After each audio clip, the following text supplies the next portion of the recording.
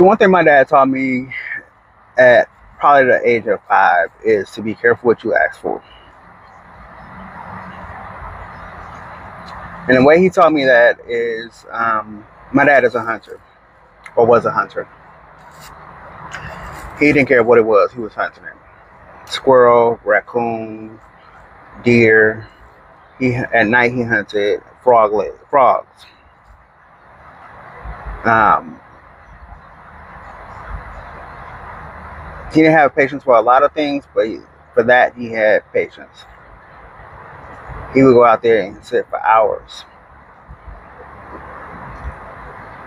And as a kid, like most kids that want to be with their parents, I begged to go with my dad. He was always going out there, so I wanted to go. And I remember one time he finally gave in and let me go. I got my butt out there, and he told me, "You can't say nothing. You can't do nothing. You gotta sit still." And for hours, I just had to sit there and sit there. Couldn't say nothing. Couldn't do nothing. Couldn't move. And it wasn't like these hunters are today, where you up in the stand or and today, in today's society, if they taking their kids hunting, they can take their kid with an iPad or something, put headphones on them, and the kid probably content. We talking about in the 1980s, before iPads and stuff even existed. So I'm out there bored as all get out. Can't move, can't say nothing. I'm just sitting up there looking at the sky, if I can even see the sky through the trees. And every once in a while, he might whisper to me, "You see that over there?" And I can't see nothing, but he see a big old 7-point buck. I don't see nothing. And we sat out there for hours. I don't even remember if we brought something home that day. But that was the last time I asked to go. I think the next time he actually, he said he was going hunting, I probably ran and hid because I wasn't going back out there. Another time he went frog hunting one night, and I probably had begged to go out there, and they told me I couldn't go because it was past my bedtime, and I begged and cried, and then they gave in and let me go frog hunting one night with them. And I learned not to beg to go do that either, because when we got out there, I couldn't get out the truck. I had to sit in the truck and watch them stab at the ground as they stabbing to get the frogs. And all I can see is them stabbing to get the frogs because they in front of the truck and with the light shining on them. And I'm just sitting there, bored. Only exciting thing that I got to do was when we went fishing, because then I get to cast a rod. Might get a fish. And even that at some point get boring, because you still got to be still, because you got to wait and feel for the fish to catch on the line.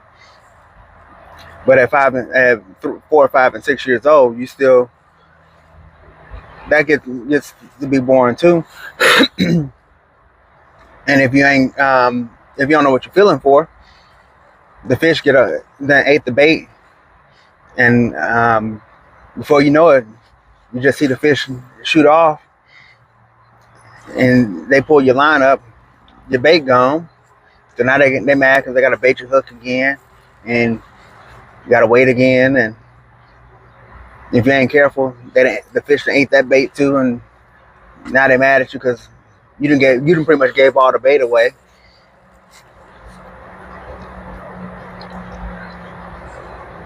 But then they, at least with that, it's not sitting so quiet. So they teach you a little bit more about how to fish. And so we would go fishing a little bit more often, and we'll go down to a little more different fishing holes. Um, but this memory is a little bit more with my mama. My mama, this is my mama's story. She probably gonna fight me when she see this video because she watches my videos. Um, she told me that she talked about this one all the time. How she went out there with us one time, and she wanted this one spot on the bank, and she went over to that spot, and it was a snake, what she thought was a black snake on the bank, and so she got a stick and took the stick and chased the snake away. Ended up not being a snake; it would end up being a water moccasin. So she's after she chased the snake away, she set herself up, get comfortable, and she looked up a few minutes later, and her water moccasin went out on the water and stood straight up and came charging straight at her and chased her. That water moccasin said, "You thought you was gonna chase me out of my spot, now I'm gonna chase you out of your spot." She said after that she didn't come back out there for a while. We ended up having to go to another fishing hole because that water moccasin tried to get her. But my mama had a thing with a love-hate, well, more like a hate relationship with snakes and water moccasins, snakes and moccasins and stuff. She gonna get me for this one too. When she was pregnant with my older sister, she was living with my grandmother, her mom, and she was telling him, she was like, "There's a snake in this house." She was like, "I know it's a snake in this house," and everybody kept telling her, "No, it ain't." She's like, "No, I know it's a snake in this house." She's like, "I could tell." And it's like, "Well, how you know?" And she was like, "I know." She couldn't explain it to him, but she's like, I could tell y'all it's a snake in this house." And they had been looking for the snake, and one day they was all in the kitchen, and they looked up, and there the snake was in the door frame. It was looking straight at my mama. The snake had been following my mama around the house, and ended up being a milk snake. My mama was because she was pregnant with my sister. She had been lactating. The snake was smelling my mom's breast milk, and it was it was following her for her breast milk. It was a milk snake. So my mama left my grandma's house and didn't come back until she said she was leaving and wouldn't come back today. That snake was out of the house, and they got it out the house too. So y'all got a couple of memories, flashback memories off this video. Yeah, so my dad taught me a few things. My mom chased a few snakes away.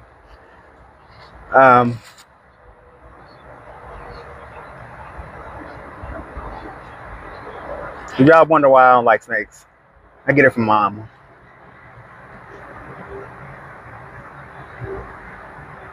And then my niece, if she watches this video, my niece, my oldest niece, she don't like snakes either. The year I graduated high school, she went to stay with my grandma, the same grandmother.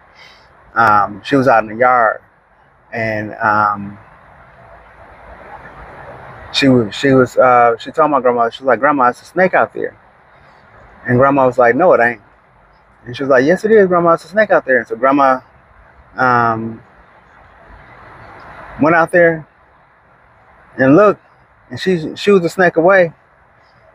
That snake went on across the street, and as soon as they turned their back and was doing something, they turned back around. That snake stood up on its tail and came racing back across the street after my niece. It ended up being a blue racer snake.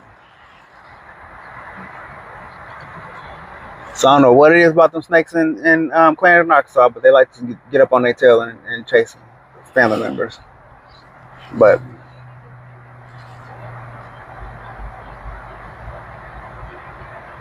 then the reason I don't like snakes is because my junior year in high school, Miss S, she had Miss S. I can't remember how to say her last name, but she's followed me on Facebook.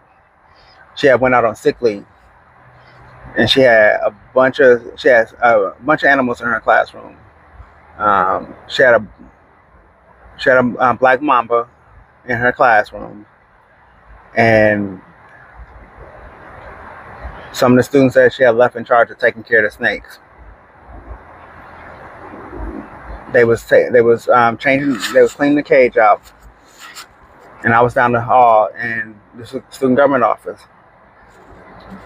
and so we had peeked around the corner to see what they was doing because they was making a lot of noise, and that's when I realized they had the snake out the cage, and so I started heading back down the hall, but I knew if I went to the student government office, I was going to be cornered. And so, and Mr. Bernhardt was in the office, so I was like, I ain't gonna go in his office and shut him in there. So I started heading. I stayed in the area where if they came my way, I can get away. So as soon as they saw me, they knew I like snakes. So as soon as they saw me in the hallway, they grabbed that snake and started coming out the hallway, out into the hallway towards me. Man, when I tell you they started coming down that hallway running with the snake. I wasn't even on the track team, but I think I ran from one end of that hallway to the other. They wasn't catching me. They literally chased me through the school with that snake. I was not having it. So that's why I don't like snakes. After that, I literally started having nightmares about snakes. I couldn't go after they chased me with that snake. I literally could not go into the reptile house at the zoo for about a good 10 years because I had such a terrible fear of being chased by snakes.